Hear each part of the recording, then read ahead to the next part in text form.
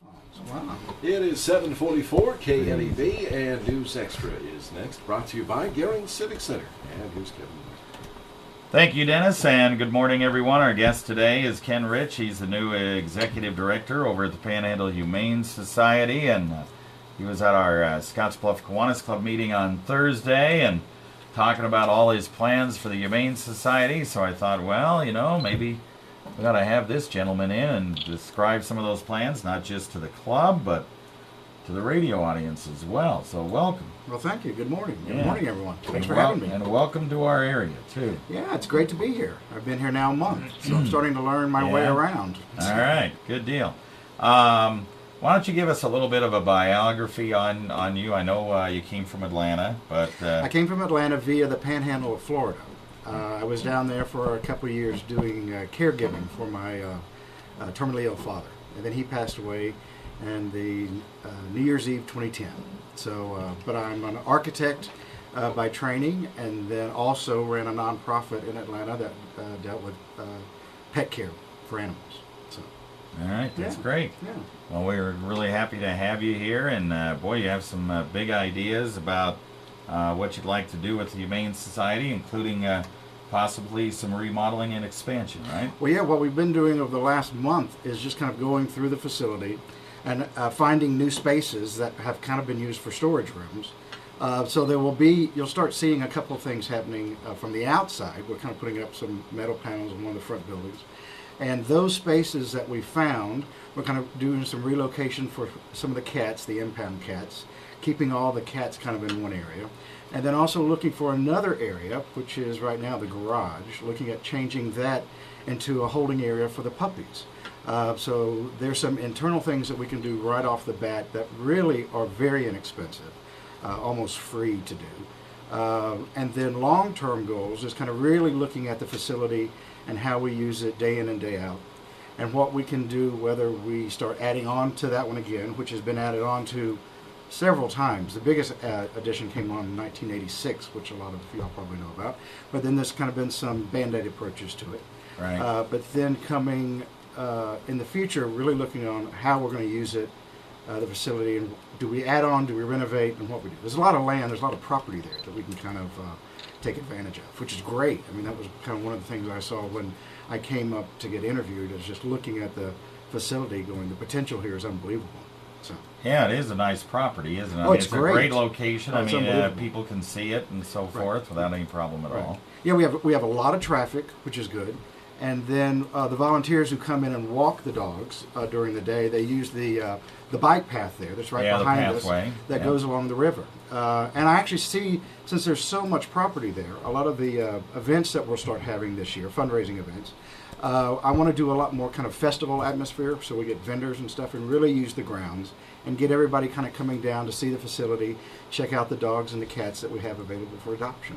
So, yeah. Okay, real good. Fundraising you talked about, you'd like to maybe raise, I mean, it's going to take, probably several years to do all the things you'd like to do. Right. But maybe $75,000 this year, if you can do that? Yeah, I would love to do that. And I'm kind of presenting, my first board meeting is in a couple of weeks. And so I'm presenting my development plan, which I've been working on. And then also the new budget and new cash flow analysis that I've also been working on. And yeah, that number is kind of the one that I've used to kind of get us started. I mean, it's and we'll see kind of how the community accepts it. I'm looking at not only local but also some national people to kind of get involved. Yeah, grants and so forth. Grants is going to be a big thing that we're going to look at, and that actually will help. I've already sent out letter of inquiries trying to get funding for a veterinarian that I'm wanting to get on staff by the end of this year. Is goal for that. The immediate goal right now is to really get a vet tech on staff, which will do nothing but enhance more of our capabilities and value added for what the agency has to do, which is kind of helping just keep the dogs and the cats healthy. Yeah. You have another person that came in with you or just prior to you, right? Yeah, Heidi Anderson came in. She's my operations director, and she started about a week and a half, 2 weeks before I got there. And she's got a lot of experience in kind of the grant application, but also working with large animals. So it kind of adds another component to our facility as well. So, yeah. And she's great. I mean, she's got a great little daughter and a husband, and so they're really excited. They moved down from Montana. So, yeah. And that kind of frees you up to do some of the things you're talking about, vision and do some of those other things. It really did. You know, I kind of told the staff, you know, I'm not going to be here much because if I'm here a lot, it means I'm not doing my job. I need to be out in the community and talking. And the Kiwanis was great. They invited me to come speak and plug for the Elks Club. It was really a great lunch. I appreciate that. Yeah. But anybody who wants me to come out and talk about the agency and what I see for it, I'll come. So, all right. yeah. I'm sure if the Rotary guys are listening or Lions Club guys are listening, I hope they call. I hope they'll probably be giving you a ring. Yeah. All right. We'll talk more after this 30-second timeout.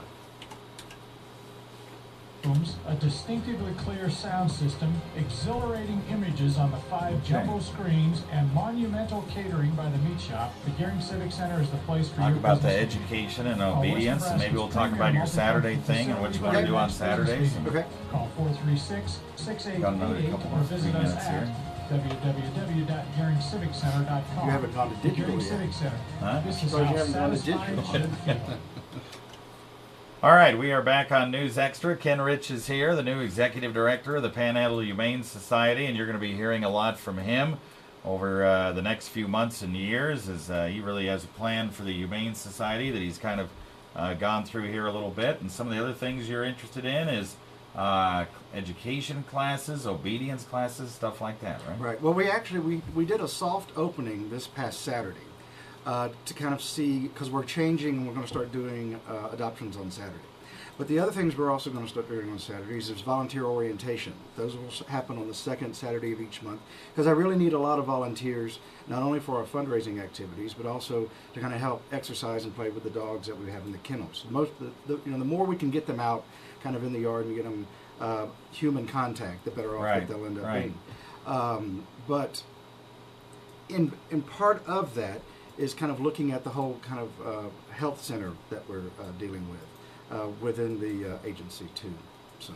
All right. Okay. And then you also, as far as the food the dogs and the cats eat, you're thinking about maybe changing that up a little bit? Right now, we're getting a lot of the donations from the community. What I said at the Kiwanis Club is I was amazed in the 3 weeks that I've kind of been here, the outpouring of support that the community gave when we kind of put out a call and we needed food or whatever we needed. I mean, it's tremendous. Anytime you guys have a crisis, it seems like that happens. It is, but one of the things that I did at the other nonprofit that I worked for is I built a relationship up with a pet food manufacturer and got all the food donated.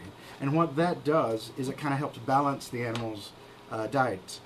Because what happens right now is if the diets fluctuate from one brand to another, there can be some digestive problems. So what we're trying to do is stabilize that. And then once the animal leaves the facility, is encourage the new adoptive family to keep them at least on that brand of dog food. So, yeah. That's great. So if people are interested in adopting a cat or dog, you have a few there right now. Maybe about? We have about, I think, 8, 9 cats right now. Yeah. We have about 15, 16 dogs right now to come down and take a look at them. They can check them out on our Facebook page if they're computer savvy, and also our website page, which is panhandlehumanesociety.org. And they can find us on Facebook pretty easy. One of the other things we're going to start doing is a lot more social media. So we'll soon start tweeting. We'll be kind of entering into the 21st century, I suppose. So we don't have any birds, but I guess we'll tweet. Yeah. So. Right.